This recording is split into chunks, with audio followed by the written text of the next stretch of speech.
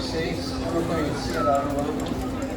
Infelizmente vou sair daqui sem conhecer, porque eu tenho que ir embora amanhã muito cedo. Infelizmente. Eu pensei o seguinte: você discutiu hoje o papel da tecnologia na sociedade, é inútil, não é? A tecnologia tem um papel preponderante. Eu uso o celular há muitos anos. Se você tirar esse celular da minha mão, eu não consigo fazer mais nada, porque toda a minha vida está aqui. Eu não vou saber nem ligar para minha mulher, eu acho, porque eu esqueci o telefone dela. Agora, a tecnologia, a gente imaginava que veio para quê? Ela viria para nos fazer trabalhar menos. Ela viria para nos ajudar a ter uma vida mais tranquila. Vou contar uma experiência pessoal. Muitos anos atrás, eu estava fazendo um estágio no hospital da cidade de Nova York. E aí, de repente, eu recebo um fax que veio do outro lado do país, vinha da Califórnia, esse fax, com o histórico do doente que nós íamos examinar em seguida. Eu, quando vi aquele papel saindo ali, eu quase caí de costas. Falei, pô, o cara põe um papel lá na Califórnia e o papel aparece aqui em tempo real. Olha que avanço. Quando eu voltei para o Brasil, comprei um fax imediatamente. Aí eu pedia os exames dos meus pacientes e eu colocava embaixo o número do fax. O laboratório fazia os exames e me mandava o resultado em casa. Eu achava aquilo uma maravilha. Olha que beleza, né? Eu não preciso realmente buscar o exame, trazer, eu já chego no consultório com os exames na minha mão. Muito bom. Onde eu acordei de manhã, eu quase não vi o tapete da minha casa. Tanto papel de fax que tinha rodado a noite inteira e que tinha chegado nas horas antes. Naquela hora, eu tenho que acordar um pouco mais cedo para poder ver esses faxes, né, antes de sair. E aí me passou um mau presságio, assim. Eu falei, quer dizer que vem uma invenção nova que vai me fazer trabalhar mais, não menos. E foi assim. Aí depois veio o e-mail. Quando veio o e-mail, graças a Deus, agora não precisa mais papel, fax. Agora tem a vantagem de eu quero dar um recado para um amigo, eu mando um e-mail. Naquela época não tinha WhatsApp ainda. Eu mando um e-mail e está resolvido. E eu achei que tinha uma outra vantagem ainda. Eu depois terminava as consultas, ficava ali respondendo os e-mails. Então, agora eu não preciso mais. Eu vou para casa e respondo da minha casa. Só que o tempo que eu passava em casa, relaxando um pouco, conversando com a família, foi diminuindo, né? Eu tinha que responder os e-mails que eu levava para casa. E como eu mandava e-mail para os outros me mandavam e-mail também. E aí eu comecei a ter um sócio no trabalho, um companheiro de trabalho que chamava e-mail. Aí veio o telefone celular, que eu também achei que era uma invenção inacreditável. Naquela época, sabe como era? Nós médicos saímos do consultório, saímos de manhã de casa, e enchíamos o bolso de moedas para telefone. E a gente carregava um bip. Esse bip, que era uma coisa infernal, bip, fazia só um bip, bip, bip. Você tinha que parar, achar se estivesse na rua, tinha que encontrar um telefone público, e aí você colocava a moedinha lá, ligava para a central, eles te davam o número de telefone, você tinha que prender o telefone aqui na cabeça e estar sempre com um papel, uma caneta na mão, o terror. Um dia eu recebi no consultório uma paciente minha que me trouxe uma caixa de sapatos. Eu falei, como é que ela sabe o número que eu calço? Quando eu abri, era um telefone celular, enorme, né? Um sapato 45, aqueles que você abre desse jeito. Aí eu Pronto, acabou, não preciso mais. Joguei fora as moedinhas que eu tinha, e agora eu uso o celular. Tudo bem. Só que aí os outros também começaram a me telefonar. E aí naquele período que eu estava, sei lá, dirigindo o carro, eu tinha que encostar para atender um telefonema. Na maioria das vezes não tinha urgência nenhuma. Aí, o que aconteceu nesse estágio? O diabo entrou em ação. Porque o negócio do diabo qual é? É infernizar a vida dos seres humanos. Né? Antigamente, todo mundo morria com 40, 50 anos. Mulher e homem com 50 anos era considerado muito velho. Né? Agora morre tudo com 80 anos. Aí o diabo se impacientou. Não, eu unia os pecadores logo de cara, com 40 anos, agora tem que esperar o dobro desse tempo, eu não vou infernizar a vida dele na terra. E ele criou isso aqui. Não o celular que já tinha sido criado, ele criou a tela do celular. A tela foi uma invenção demoníaca. E como era antes? Antes alguém dizia, eu te mandei um e-mail, você não respondeu, porque quem me manda e-mail cobra. O interesse é dele, mas ele cobra, eu te mandei um e-mail, você não falou nada. Você dizia, não, eu saí com meu marido, fui ao cinema, cheguei em casa, era tarde, não abri o computador. Agora, não tem desculpa. Tem desculpa porque está na tela. Então, como é que você vai dizer não tive tempo? Você tem que ter tempo, é só olhar. Eles acham que é só olhar mesmo. Muito bem. Veio o WhatsApp para coroar essa engenhoca do demônio. Porque o WhatsApp fez o quê? O WhatsApp faz a pessoa te atingir na hora. Ele manda um e-mail e manda o WhatsApp dizendo que mandou um e-mail. Como é que você vai fugir? Como é que você vai escapar disso? E tem sempre um idiota que te põe num grupo de WhatsApp.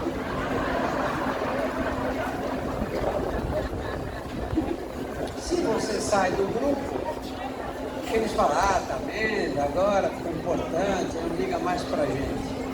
Se você não sai do grupo, toda hora fica entrando no mercado. Aí você acorda de manhã, a primeira coisa seria um gatinho dizendo, bom dia, grupo.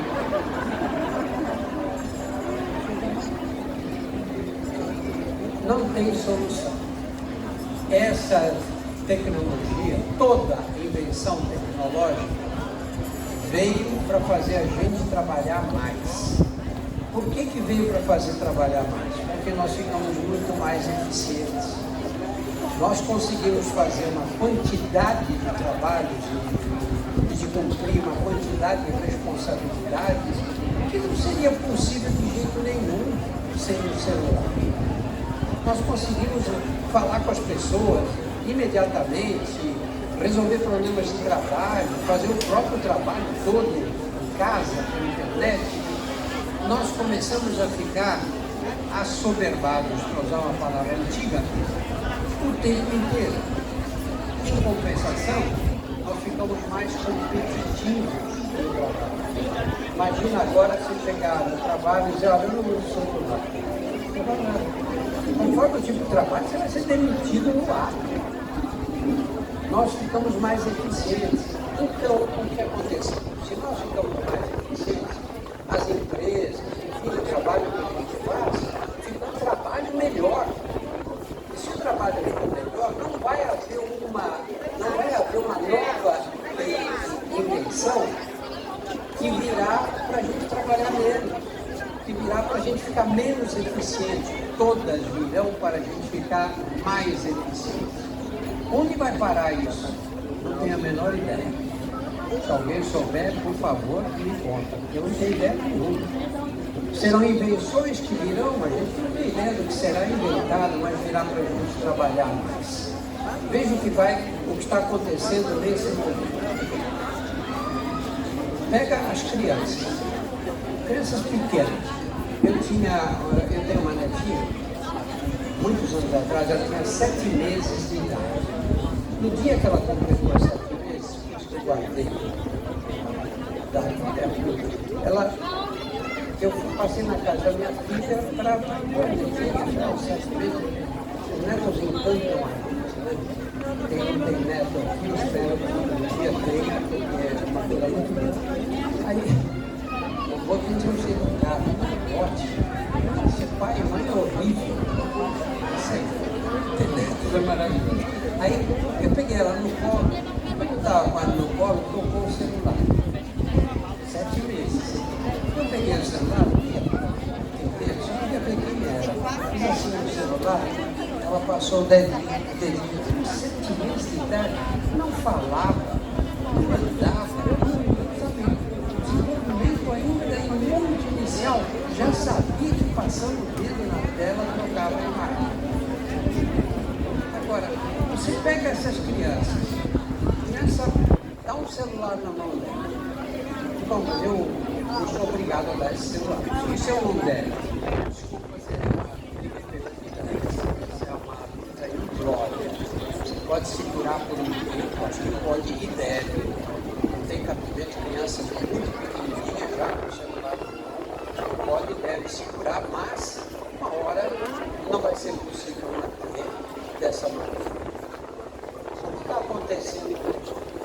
que está acontecendo hoje é que nós temos crianças que desenvolveram uma dependência química pelo celular. Você está exagerando, né? Não, eu vou explicar por que é uma dependência química. Olha, pensa, as crianças ficam paralisadas no celular. Uma criança de 2, 3 anos que não parava de jeito nenhum, né? A criança vai para lá, corre para cá, você dá um celular na mão, ela para, senta numa cadeira ou no sofá, se possível deitada, e fica rodando aquelas imagens. 1 hora, 2 horas, 3 horas, 10 horas, o tempo que for. Como é que você conseguia que uma criança de 2, 3, 4, 5 anos ficasse quieta, sem dar trabalho nenhum, durante horas consecutivas? Isso não existia. Isso não é fisiológico. As crianças não foram feitas para ter esse tipo de comportamento. E por que elas têm? Olha, quando você roda a imagem do celular, na hora que a imagem troca, você tem uma liberação de um mediador químico chamado dopamina. A dopamina é um mediador que dá a sensação de prazer.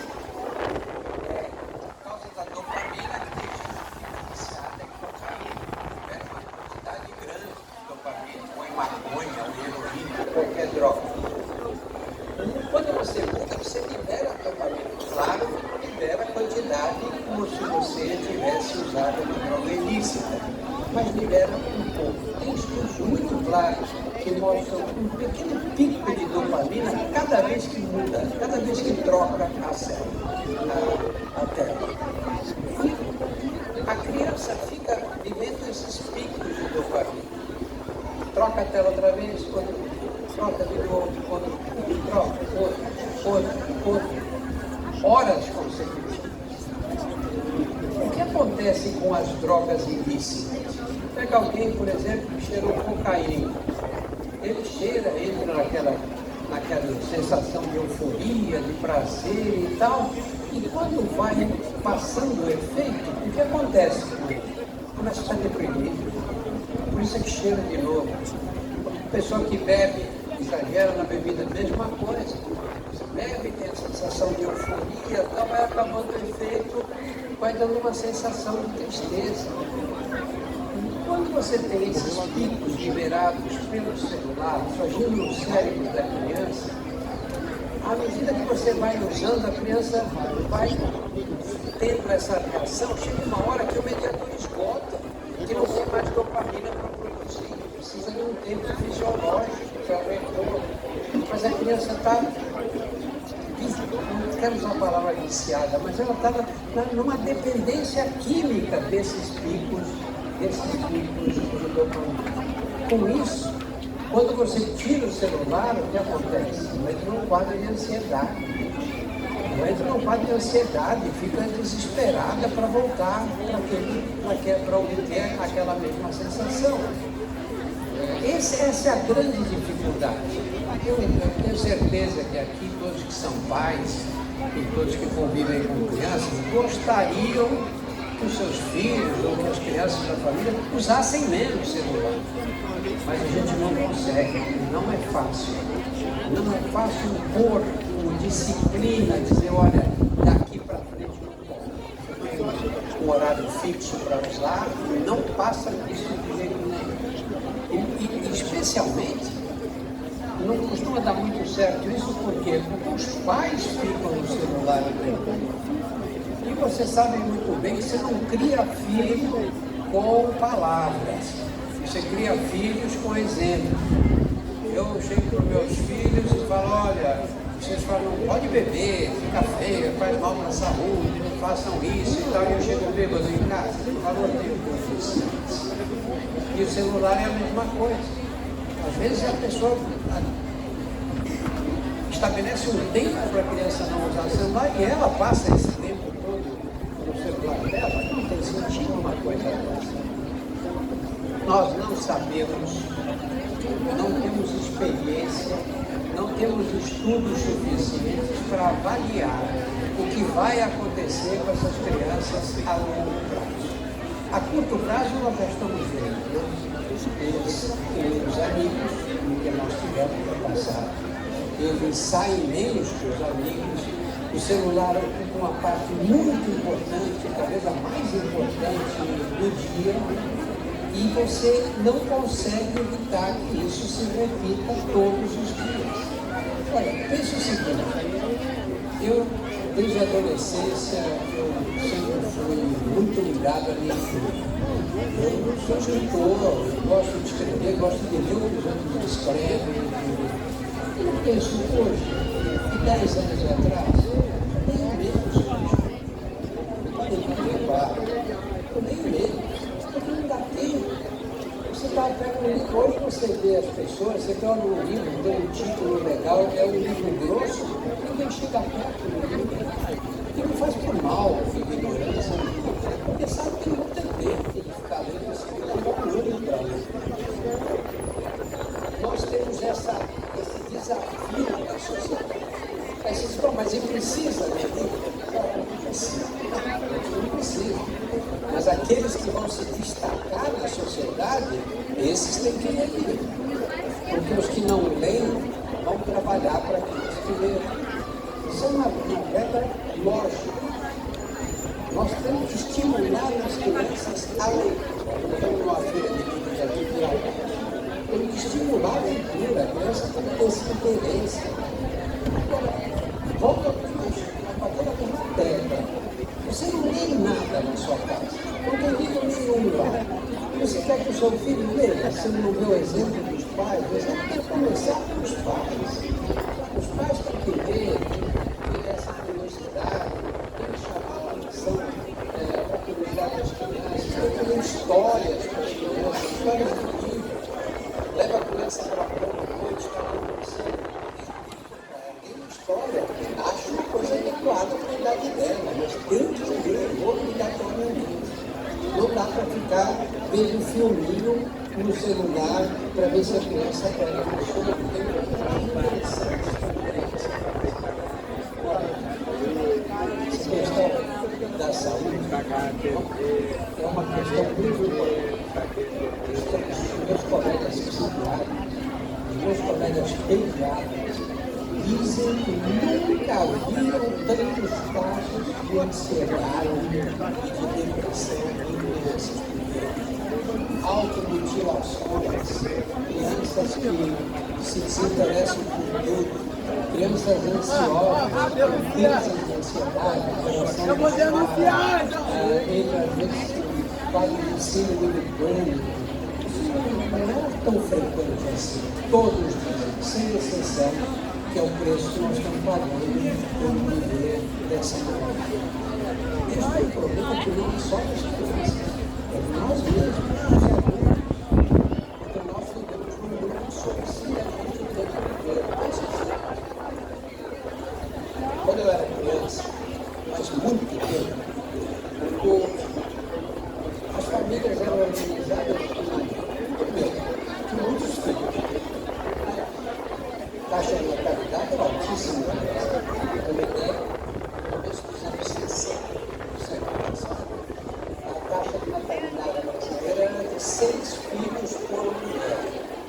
6, meia. Então você tem 5, 6 filhos, 4, 8, 12 nos anteriores, que é o normal, fazia parte. Famílias grandes. Em famílias grandes, começa que você não vai ter tempo de dar muita atenção para cada um em particular. Como funcionava as famílias?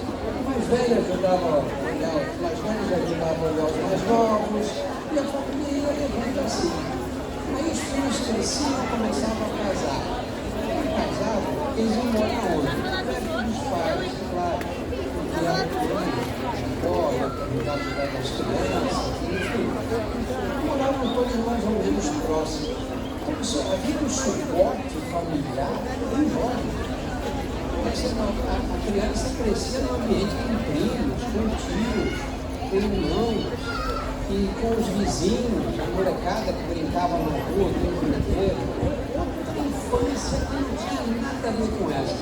Tinha problemas também, claro, não mexia com problemas. Mas você tinha um convívio. Eu sempre digo que quando vejo as crianças de hoje, eu tenho inveja do jeito que eles trabalham na internet, eles fazem as coisas e tudo. Mas tem tempo deles. Porque a infância é uma infância muito em cima da nucleada, jogando bola o dia inteiro. A infância é muito feliz, muito cedo, mas eu era meio órfão, nem sabia que queria dizer essa palavra. Essas crianças hoje se cortando, desesperadas, tendo que levar um psiquiatra, uma psicóloga com 4 anos de idade, 5 anos de idade. Uma coisa que está funcionando mal, nós temos que estar atentos para essa coisa. Não para dizer, está tudo ruim, não, porque eles vão ter outras habilidades que eu não tive, mas tem que estar atentos a esse problema para impedir que eles peguem um caminho que vai tornar infelizes. Olha, você pega alguém. Quantos daqui tem amigos íntimos de infância com os quais eles convivem até hoje? Porque a gente estuda, muda de cidade, ou vive numa cidade grande, muda de bairro, fica uma coisa difícil para visitar seu pai, dependendo do lado da cidade que ele mora, ou da outra cidade. O convívio fica muito difícil. E nós somos seres grupais. Nós nascemos para formar grupos. Nós estamos bem quando nós estamos próximos de pessoas queridas. Aí a gente está. Nós não gostamos de ficar sozinhos. Você chega no sábado à noite. Sábado à noite. Você está bom, sábado eu consegui. Mas não deu certo, não está certo por alguma razão. Liga para um, não pode, liga para outra, está ocupada, não viajou, e você está sozinho na sua casa. A gente fica infeliz porque passou um sábado sozinho. Mas quantos sábados nós temos na vida? Você fica chateado porque está um sábado sozinho. Sabe o que acontece isso? Vamos analisar mais profundamente. Nós não nascemos hoje como espécie. A nossa espécie tem muitos anos, milhares de anos. Primeiro começaram vivendo nas cavernas, depois foram construindo pequenas cidades, aí inventaram a agricultura, aí puderam construir pequenos povoados, a vida lá. Mas antes deles ainda, os primeiros primatas que vieram dar origem à nossa espécie, onde eles moravam? Moravam na África, nas savanas da África. Moravam onde? Em cima das árvores. Num dado momento, por uma série de acontecimentos, eles desceram para a terra. Não tinha mais comida suficiente para todos acima das árvores. Agora você imagina, você vai aos museus, ver as fotografias, os seres humanos daquela época, aqueles que nem eram humanos ainda, eles se mediam quanto? 90, 80 centímetros. É assim que aparecem os fotos dos museus, etc. Qual era a chance de sobrevivência num lugar cheio de feras, como era a África naquele tempo? Zero. Um animal fraquinho desse que contava com o quê? Com as mãos e com as pernas, não tem a chance de sobrevivência. Como é que nós sobrevivemos? Formando grupo. passamos a nos defender. No grupo, nós pudemos começar a caçar animais que fornecessem carne para nós e para as nossas famílias. Então, a formação do grupo foi essencial para a sobrevivência da nossa espécie. Não tivesse os nossos ancestrais sabido formar grupo, nós não estaríamos aqui conversando agora. A nossa espécie teria sido eliminada. Então, se eu não formo um grupo, eu tenho chance de viver bem. Muito raro é dentro de eu sozinho fico melhor do que quando eu estou com os meus amigos. Nós gostamos de estar com os amigos. E esse é um ponto fundamental para nós. A vida moderna te empurra para fora do grupo. Você tem o trabalho todo. Hoje as mulheres trabalham, os homens trabalham o tempo todo. Não que não trabalhassem antes, as mulheres sempre trabalharam. Os homens menos, porque os homens, a obrigação do homem era uma só, trazer recursos para dentro de casa. Todo o resto do trabalho era das mulheres. Cuidar dos filhos, cozinhar, lavar, fazer tudo. Mas os papéis eram delimitados. Quer dizer o seguinte, a função do homem ir para a rua ganhar dinheiro, ou ir caçar nas florestas, pescar, etc., e trazer dinheiro para casa. Essa era a função dele. As mulheres estavam com todo o resto das obrigações. Mas eram papéis definidos. A função do homem era só essa, e das mulheres só aquelas. Acabou. A mulher não precisava ir para a rua, lutar para trazer dinheiro para casa, como regra do cristão. Não tem. O que acontece agora? Agora nós temos vários papéis, esses papéis se misturaram. Um homem que não faz absolutamente nada em casa fica mal. E as mulheres modernas também não aceitam, porque elas trabalham, ganham às vezes mais do que ele. Não tem direito de chegar em casa e ser servido como se fosse um barão. Ainda há gente assim, mas não é o futuro disso. Agora, esse fato de você não ter papéis muito definidos complica a vida dos dois. Quando você pega uma mulher, não é comum, tantas que estou vendo aí, você faz o seu trabalho. Chega em casa, ainda tem um monte de responsabilidade, porque a responsabilidade final da família é da mulher, até hoje.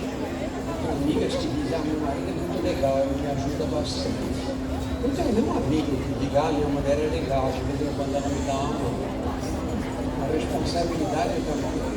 A pressão social em cima da mulher é muito maior. Eu perco a hora, 15 minutos eu saio de casa. E ainda tomo um gole de café, sabe? Mulher nem não sair de 15 minutos. Não sabe por quê?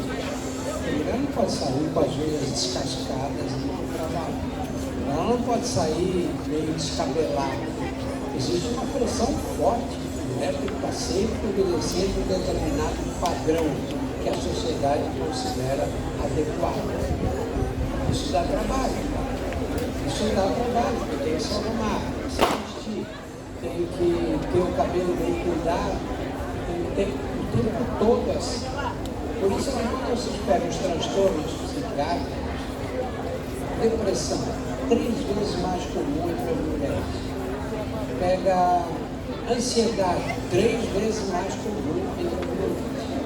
Justamente por causa dessa pressão. Por que tem tanta gente ansiosa tomando remédio hoje para ansiedade?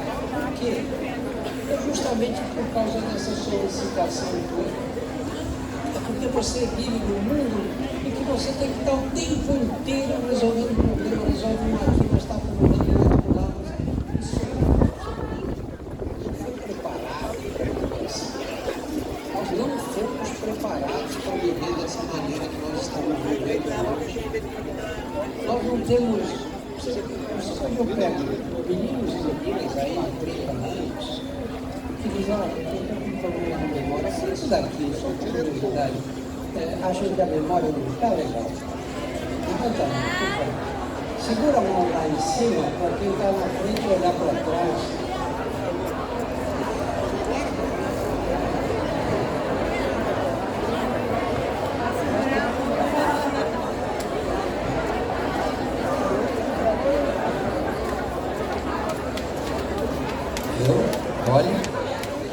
Eu acho que vocês não estão legais, né?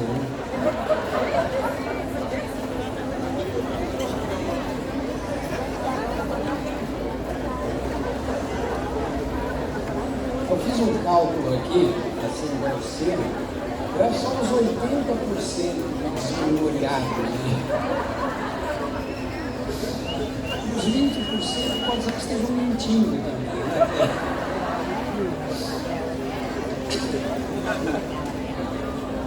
Vocês acham que está certo isso?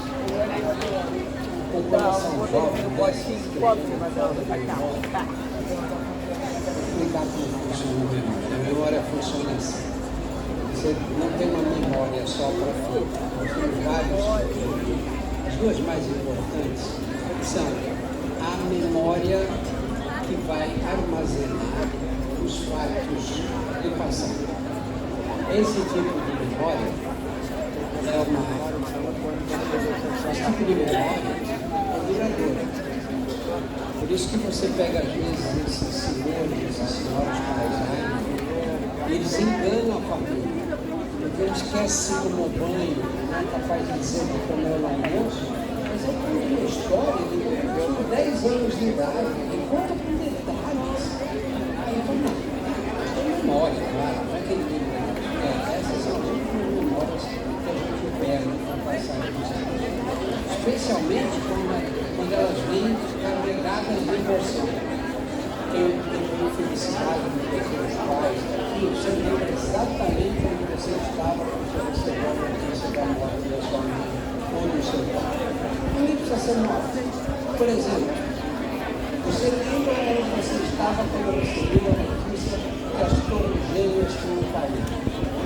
Ou que o Ayrton Senna tinha sofrido um desastre grave. A gente lembra, essas memórias ficam bem carregadas de emoção, ficam para sempre. Agora, você tem um outro tipo de memória, que é chamada memória de trabalho. Memória de trabalho é o quê? Eu acabei de tomar um copo d'água. Eu sei que esse copo d'água está aqui. Daqui a 2 minutos eu vou lembrar que ele está aqui. Amanhã você vai perguntar, escuta, e aquele copo d'água que você tomou ontem? Eu vou falar, que copo d'água?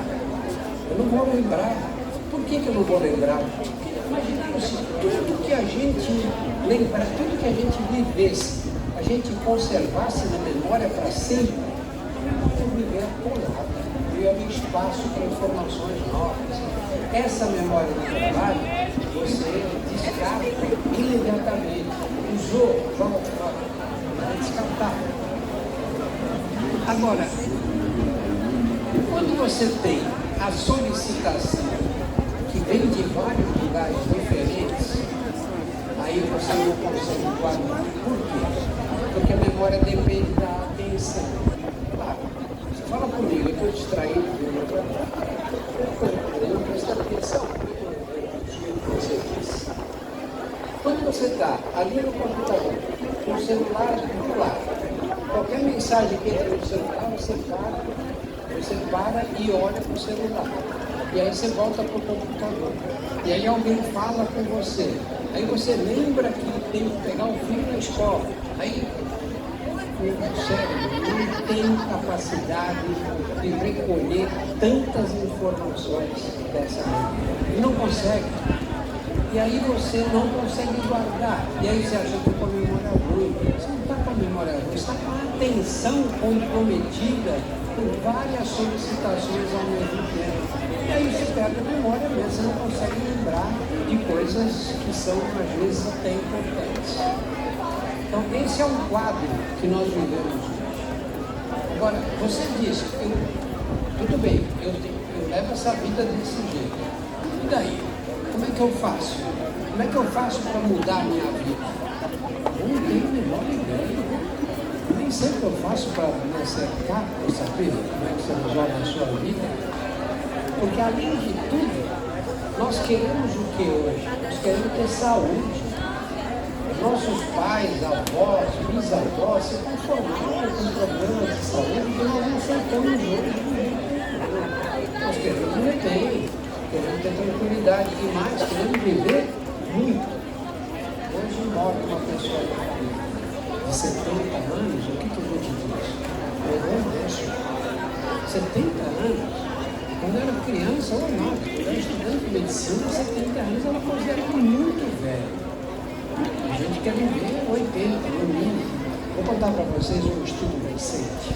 Foi publicado no The New England Journal of Medicine, que é uma revista médica mundial de maior circulação. Eles pegaram mulheres e homens saudáveis com 50 anos de idade. 50 anos. E aí acompanharam essas mulheres e os homens e com que idade eles iriam morrer. E fizeram uma estatística, um tratamento estatístico muito bem feito. Então, um homem de 50 anos que pertence a esta classe social, esta aqui, ele vai viver ainda 38 anos, em média.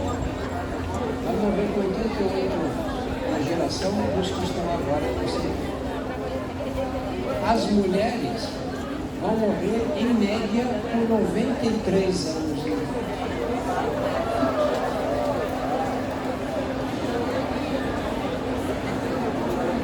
Como é que a gente morre, deixa a casa, o carro, seguro de vida, elas vão passear, vão fazer excursão para a Europa.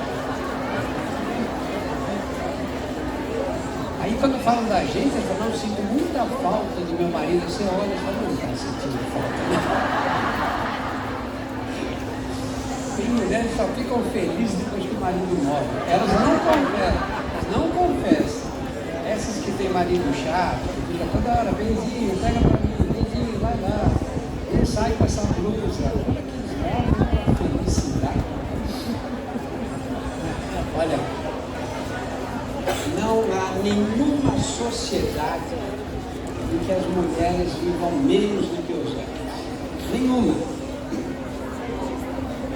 Todas, pode escolher o país, Nicarágua, Chile, Malásia, Japão, Brasil, todas as sociedades, a mulher vive mais do que o homem. A mulher é biologicamente superior ao homem como organismo. As mulheres têm uma característica biológica que dá longevidade maior. Aqui no Brasil, 7 anos mais do que os homens. Então, para vocês, não percam a esperança, terão pelo menos 7 anos. 7 anos cada. Eu falei que a mulher é biologicamente superior ao homem. Eu vou explicar, porque com exemplos práticos. Muitos de vocês aqui têm filhos e filhas. Você pega uma menina de 2 anos de idade, a menina de 2 anos de idade fala tudo. As frases têm sujeito, têm verbo, têm predicado. Falam maravilhosamente bem. As palavras, lindas. Pega um moleque de 2 anos de idade, uma porta. Ele não fala, ele grunhe. Precisa da mãe do lado dele para estar traduzindo. O que ele falou? Ele disse que é uma bolacha.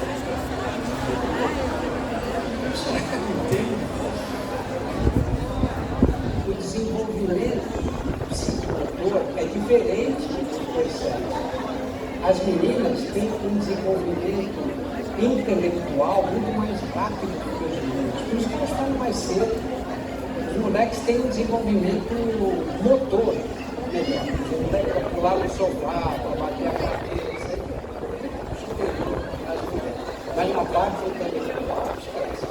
Tem escolas de neuropediatras que são contra você colocar meninas e meninas numa série na escola. Uma menina de 7 anos tem que ser colocada na série dos meninos de 8 anos, porque eles ficam mais bonitos e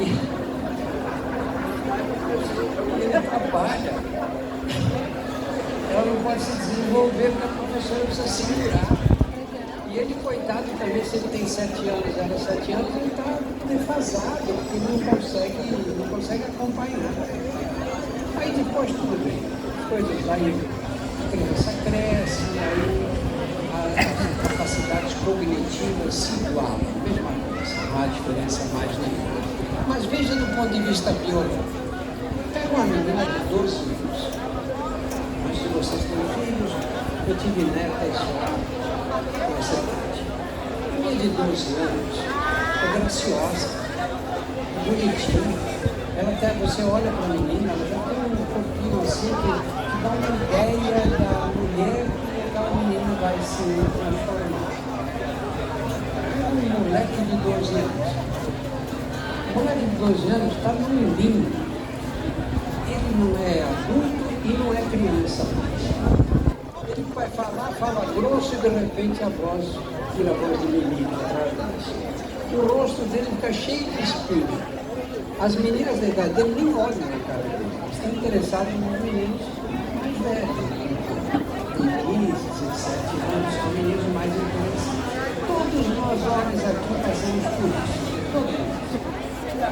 Aí nós chegamos na idade que casamos, vamos ter filho. Aí diz o papel do homem na paternidade. Compara com o papel da mulher na maternidade. O papel do homem é desprezível. É desprezível. Ele entra com o quê? Qual é a participação dele? Uma célula, um espermatozoide. E para que esse espermatozoide fecunde o óvulo, ele tem que ejacular 300 milhões. Porque as mulheres são enjoadas, elas querem o mais rápido na corrida para a fecundação do óvulo. A partir desse momento que o homem fecundou o óvulo, ele não tem mais papel nenhum. Pode ter papel social, papel psicológico, mas biologicamente, acabou, já era. Tudo é nela agora. Olha a complexidade do organismo feminino. Pega uma célula do homem, faz um transplante de uma única célula, constrói uma criança sozinha, que depois de 9 meses vai ter 2 olhos, boca, nariz e todos os órgãos formados. A gente não para pensar nisso. Olha que organismo complexo é esse. Como é que elas conseguem fazer isso? Uma célula só, dão 9 meses, fazem uma criança com todos os órgãos completos. Aí o tempo passa. Aí nós vamos chegando aí por 40, 50 anos. Os homens, ao redor dos 45 anos, entram em fase de risco de doença cardiovascular. Começam a correr risco de ataque cardíaco, de derrame cerebral. Tem gente que fala assim, ai, a minha avó teve uma morte tão linda, ela foi deitar e morreu. Morte linda? Não tem morte linda. O que é bonito é você estar vivo, né? Claro. Segundo, você está ali, 45 anos, filhos adolescentes que precisam de você para estudar, para sustentar a família. E você está vendo televisão na família, você está morto no tapete da sala, olha que vexame que você passa ali no meio do mundo. As mulheres vão ter problemas cardiovasculares também, nesse ponto as mulheres morrer. Mas não aos 45 anos, elas vão ter esses problemas depois da menopausa. Vão ter lá pelos 55, 60 anos de idade, aí começam os riscos que nós já começamos 20 anos antes. Então, as mulheres nesse ponto vão bem, porque vocês são muito mais cuidadosas do que nós, vamos explicar isso, é claro. A gente, como as culpadas no fundo são vocês também. Porque vocês ficam falando para os seus filhos o quê? Você é forte, você é homem, homem não chora, não empurra a irmãzinha, ela é fraquinha, você tem que proteger ela. E a gente acredita que a mãe falou. E a gente carrega esse mito pelo resto da vida, muito antes.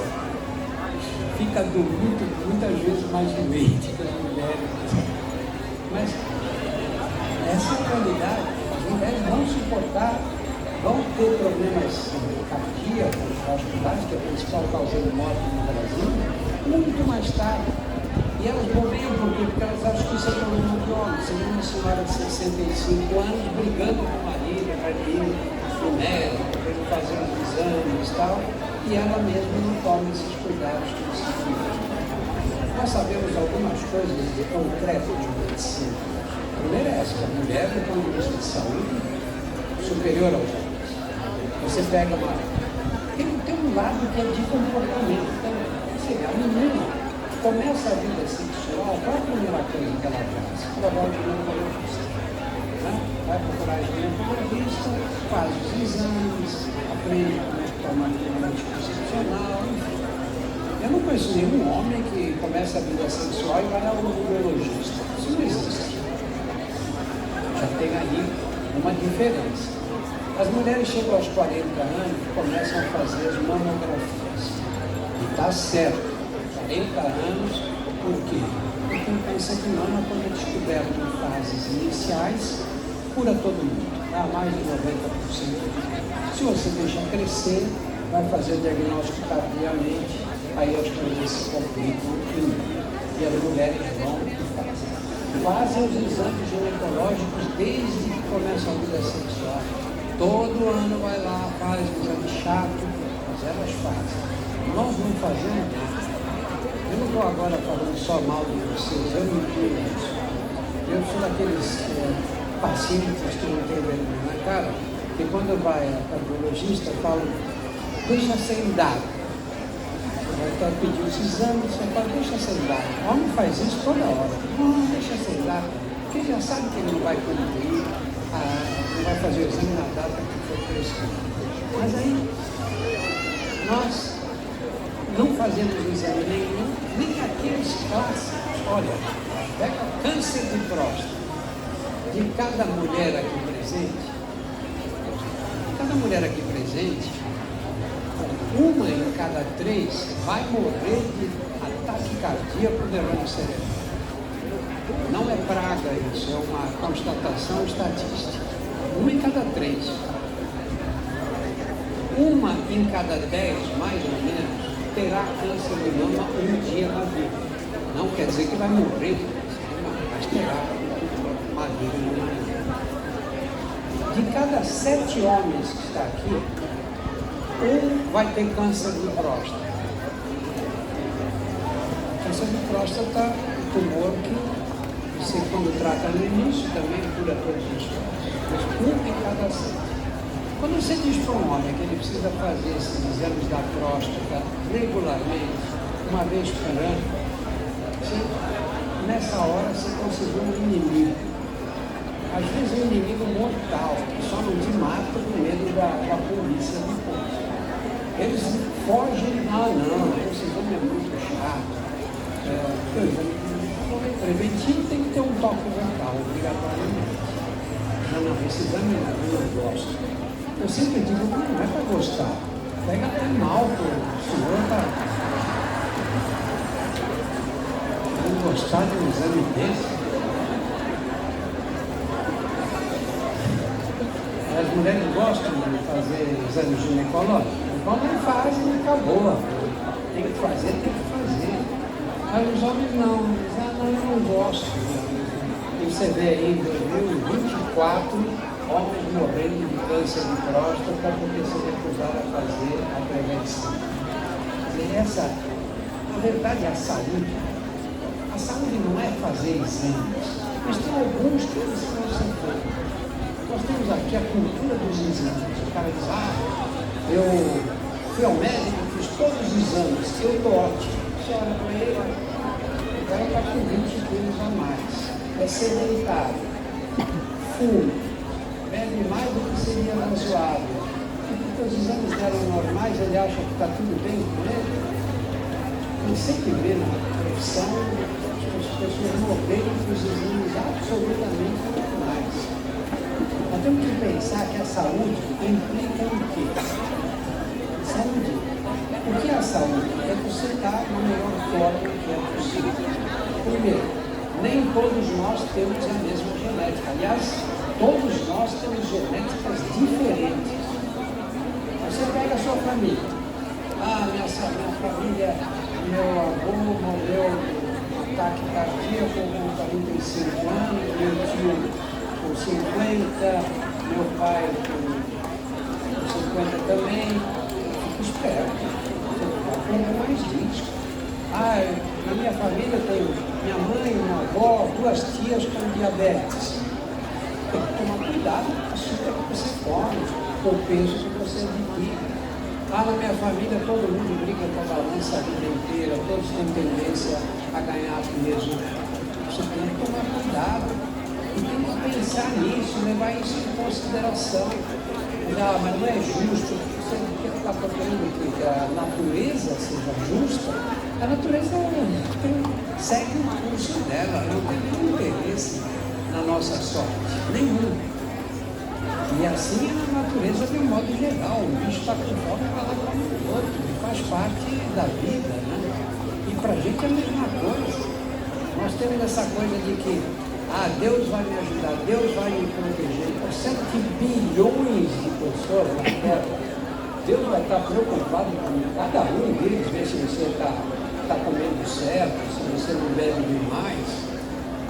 Na verdade, nós é que temos que escolher um caminho de vida saudável. E o que é o caminho de vida saudável? Não é para a academia ficar ganhando músculo, não é estar com o abdômen de tábua, isso não é saúde. A saúde é quando você tem o melhor funcionamento possível do seu corpo. E não é possível você ter saúde se você for sedentário. Olha, a Organização Mundial da Saúde calcula que nós, neste século XXI agora, vai morrer tanta gente no mundo quanto aqueles que o cigarro vai matar. O cigarro vai matar 800 milhões de pessoas durante o século XX. Quer dizer, 800 milhões de pessoas que não morreriam